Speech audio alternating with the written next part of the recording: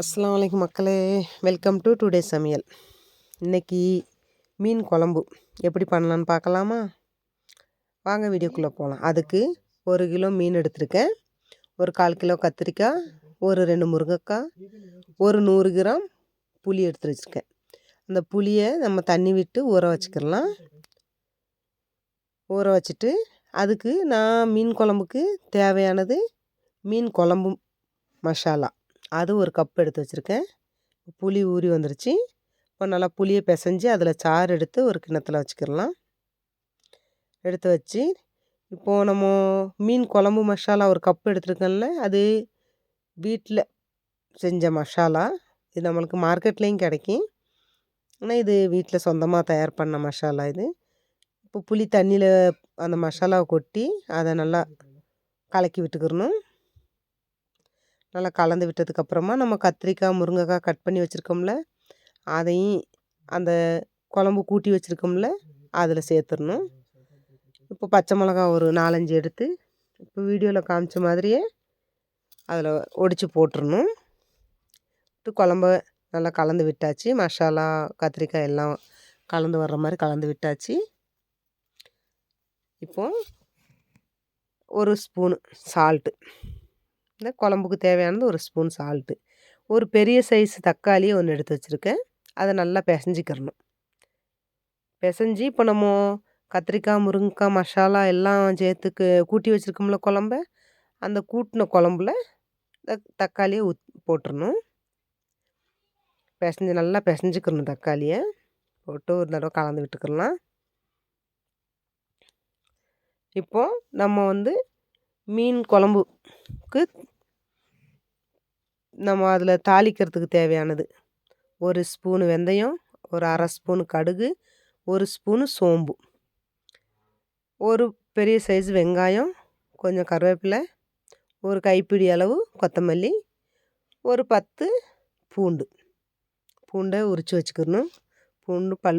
பூண்டுடைய பல் அதை உரித்து வச்சுக்கலாம். இப்போ நம்ம குழம்புக்கு தேவையானது ஆயில், கடாய் சூடாகிடுச்சு, ஆயில் விட்டுக்கிடலாம். நம்ம மீன் குழம்புக்கு அதிகமான ஆயில் தேவையில்லை, கொஞ்சமாக விட்டாலே போதும். இப்போ நம்ம தாளிக்கிறதுக்கு எடுத்து வச்சுருக்கோம்ல, அந்த தாளிக்கிறதுக்கு எடுத்து வச்சதை அந்த தாளிம்பில் போட்டுருவோம். அந்த ஆயிலில் போட்டு லைட்டாக ஒரு தடவை கலந்து விட்டுக்குருவோம். இப்போ நம்ம ஆனியன்ஸ் கட் பண்ணி வச்சுருக்கோம்ல, அந்த ஆனியன்ஸையும் அதில் போட்டுடலாம். போட்டு இப்போ நம்ம பூண்டு பல் உரித்து வச்சுருக்கோம்ல, அந்த பூண்டு பல்லையும் அதில் போட்டுடணும். போட்டு நம்ம கருவேப்பிலை எடுத்து வச்சுருக்கோம், கருவேப்பிலையும் அந்த ஆயில்லையே போட்டுடணும். போட்டு கொஞ்சம் ப்ரௌன் கலர் வர்ற அளவுக்கு நம்ம நல்லா வெங்காயத்தை வதக்கிக்கிடலாம்.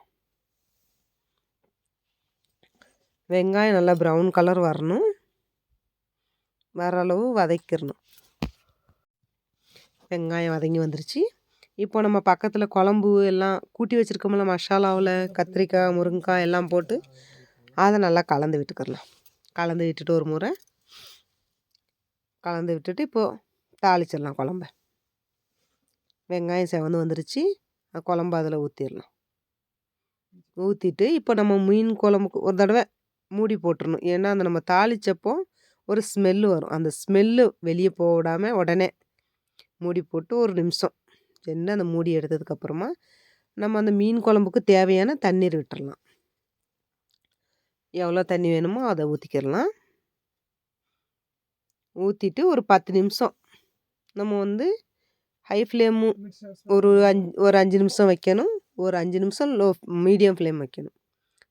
ஹை ஃப்ளேம் வச்சா மசாலா கொதி இருக்காது, அந்த மசாலா கொதி வாட போயிடும். அதுக்கப்புறமா நம்ம மீடியம் ஃப்ளேமில் வைப்போம்ல, அது கத்திரிக்காய் வேகிறதுக்கு. கத்திரிக்காய் வெந்து வந்துருச்சு. இப்போது நம்ம மீன் கழுவி வச்சுருக்கோம்ல சுத்தம் பண்ணி, அந்த மீன் அதில் ஒவ்வொன்றா போட்டுடலாம். ஒவ்வொன்றா மீனை போட்டுடலாம்.